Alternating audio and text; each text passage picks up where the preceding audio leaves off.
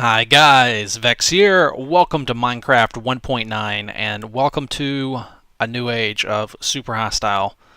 I have been waiting for 1.9 for a while.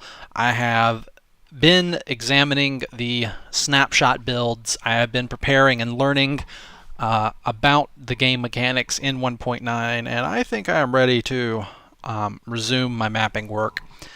The first thing I'm going to do is for my wonderful patrons on my patron server, which is going to be, I'm going to start working on it today. I finally figured out a name for it. I really appreciate you guys sending in all your suggestions, and my favorite one, there was a lot of good ones, but my favorite one is Super Hostile Online. I just gotta say, quite a fan of it. So, Super Hostile Online will be replacing the temporary world that's up right now. Don't worry, if you've got a house there, if you've been a patron playing on that, you will get a save file of that world, so it won't be lost or anything. So Super Hostile Online, I'm going to bounce some ideas off you guys. I have something I want to do with it, a direction I want to take it. I am open to some suggestions. Like some things I'm ambivalent about, and other things I feel more strongly about that I just really want to do. So basically, let's go ahead and while I work on it, I'll put it in creative mode. We'll type amplified. No, custom. Yeah, custom world. Allow cheats on bonus chest off. The seed's not gonna matter. No.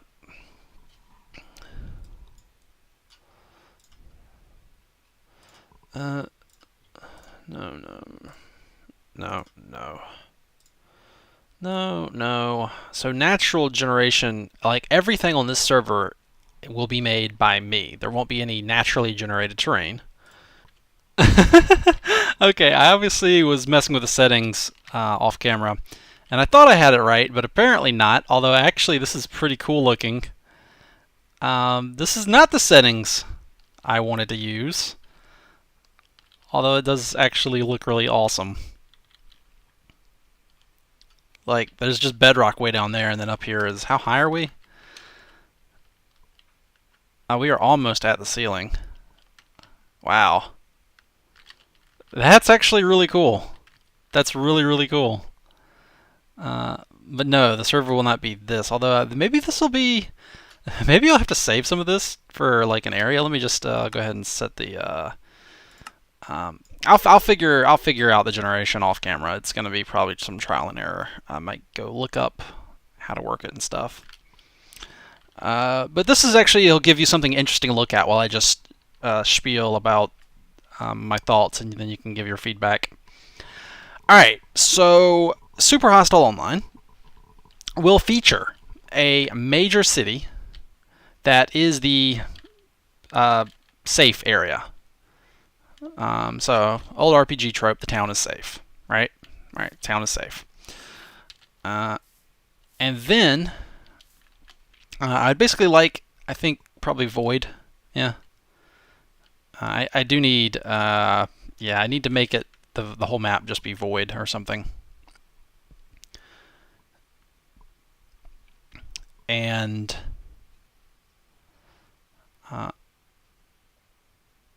so aside from that, the whole map needs to be void, like starting with. So that way, anything that goes into the world is something I put there, so I can have control over the player's experience. So I do need that creative control. And so the capital city will have lots of empty plots, like rows and rows of streets. I mean, it's probably going to feel like a real life city with how the scale I'm thinking, because I have 200 some odd whitelisted people, so I'd at least like to start with 200 plots.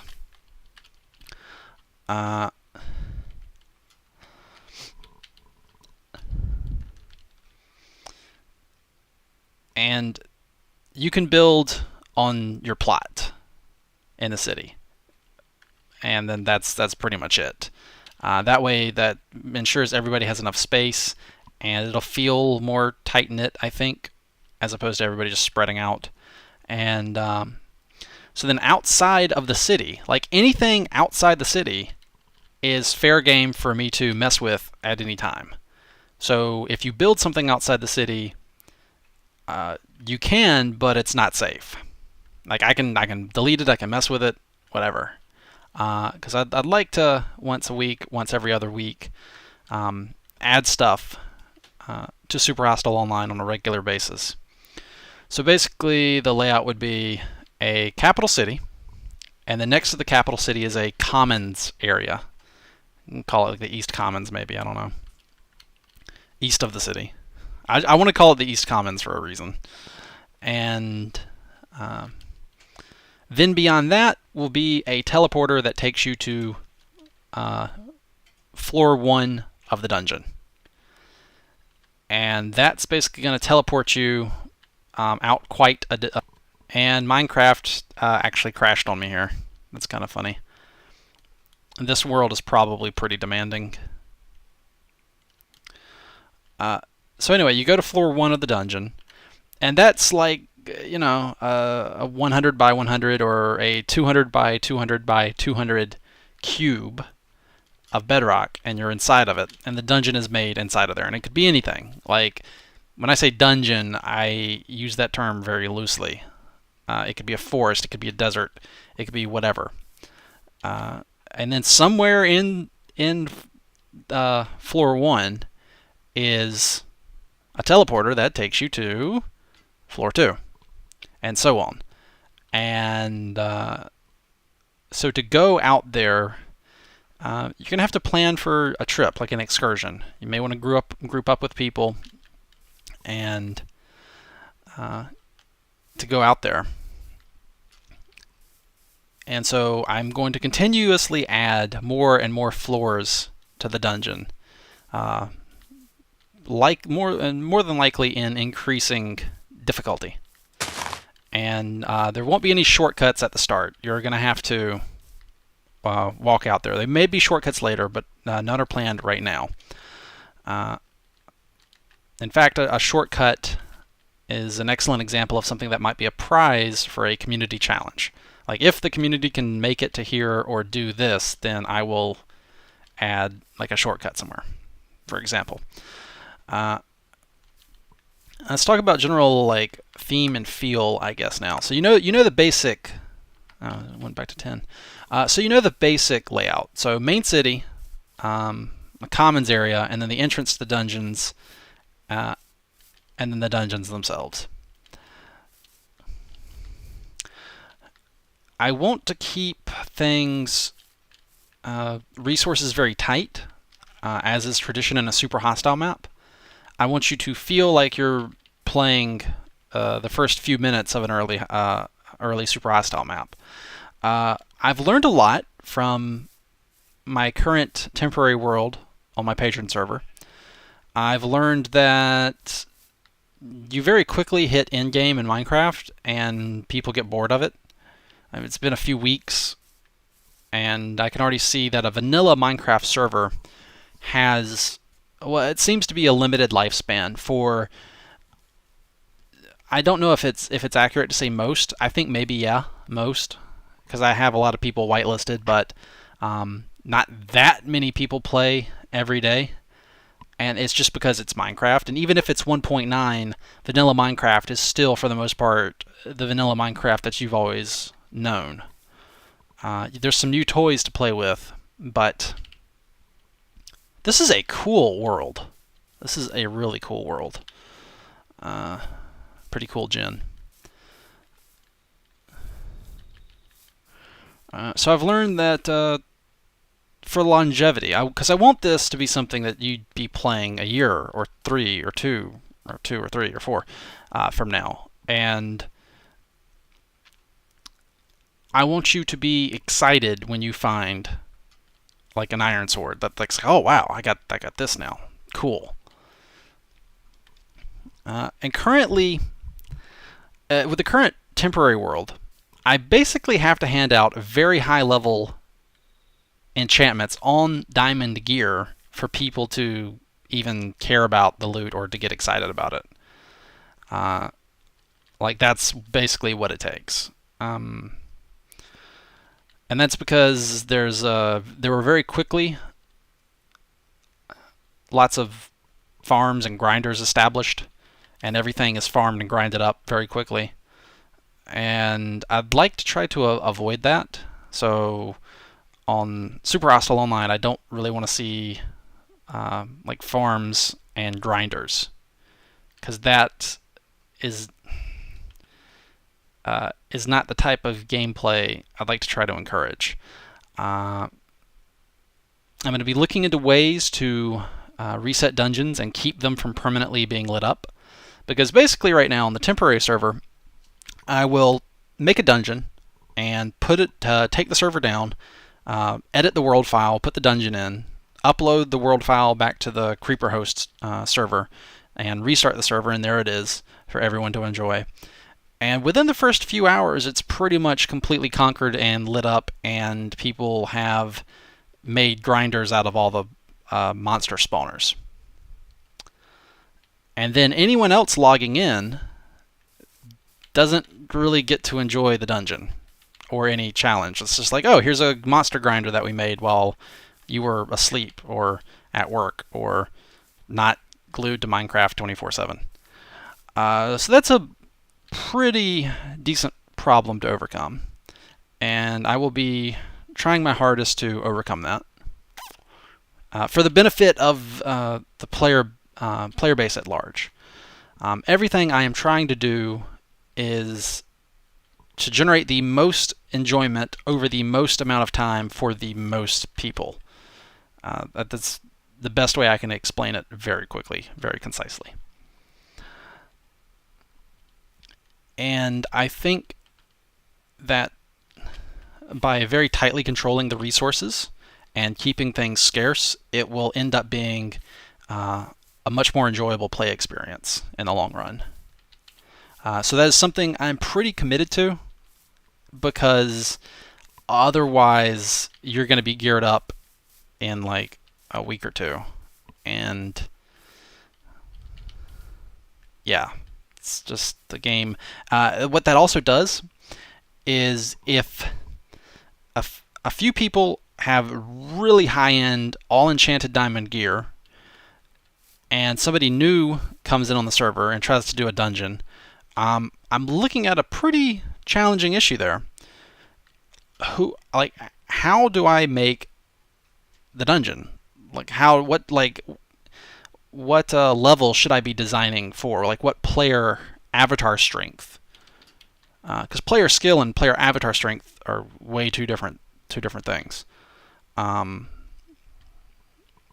So the person in full enchanted diamond armor and equipment and stuff, like, what is trivial to them is impossible to a new player who's in like iron or something. So by keeping the general power level pretty low, I can deliver more consistent challenges to players across the board.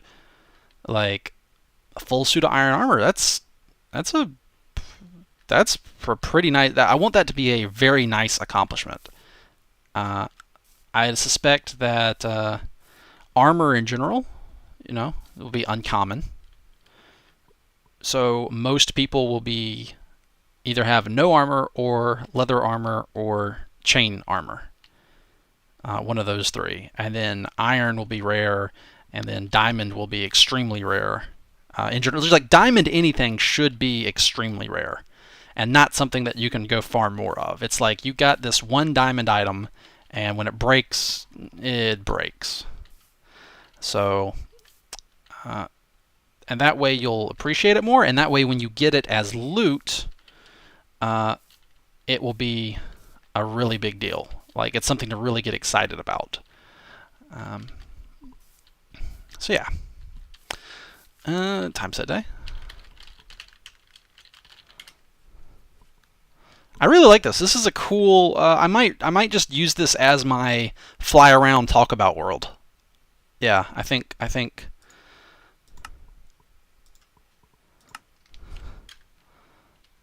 Fly around and talk world.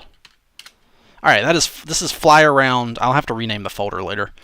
This is fly around and talk world. Okay, cool. It looks awesome.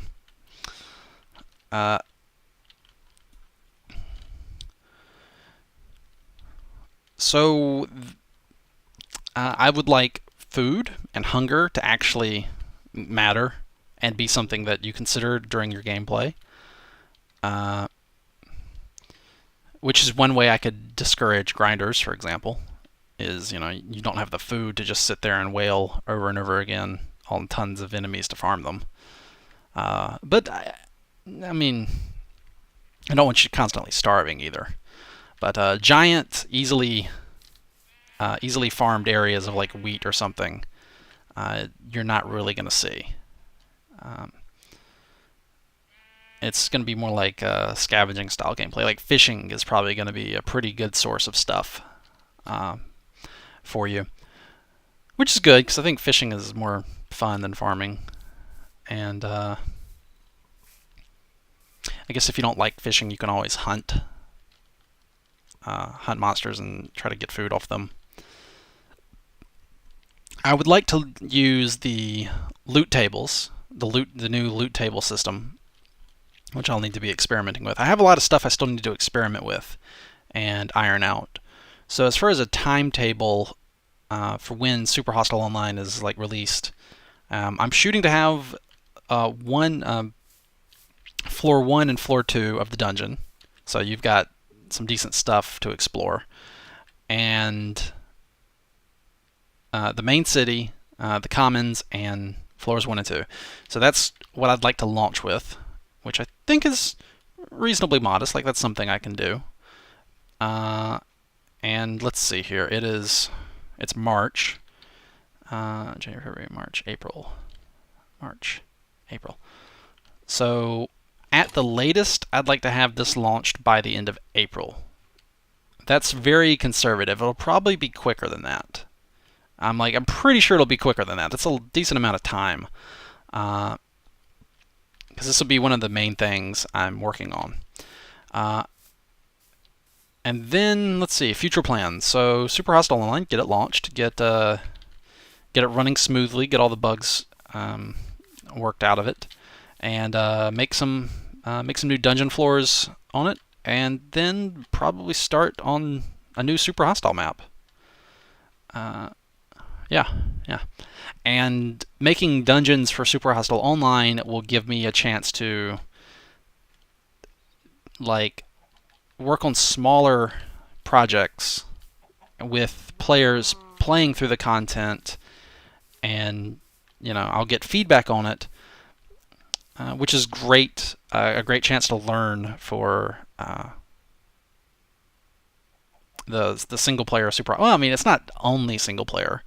Like, you can play Super Hostile maps with friends, and they work just fine in that regard. But I design Super Hostile maps for single player in mind. Like, that's how I think when I design them. Single player on normal difficulty, without any cheating. That's how I design a Super Hostile map. That's what it's designed for. Yeah, but it'll give me a chance to test stuff and test traps and whatnot.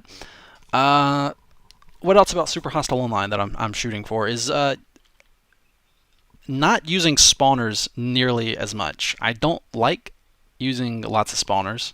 I don't want to have to spam monsters at the player. I would like fewer monsters to be more threatening rather than lots of weak monsters, comparative to whatever the player has equipped, for example. And I would like the natural spawns to be a threat, and that the best way to go about that is to keep armor, especially diamond armor, more rare. And then that makes the natural spawns more threatening. And if food is more rare, then let's say you're out on floor 3 of the dungeon and you start running low on food, well, you've got some issues there, don't you? You may have to run back to town. So yeah, that's it. Is there anything else on this one? I'll need to. Yeah, I got a lot of time to sit down. I need to fiddle with Yeah, I need to fiddle with the world. This is a cool. I was trying to get the. I managed to make a really flat world. Yeah. And then down here is.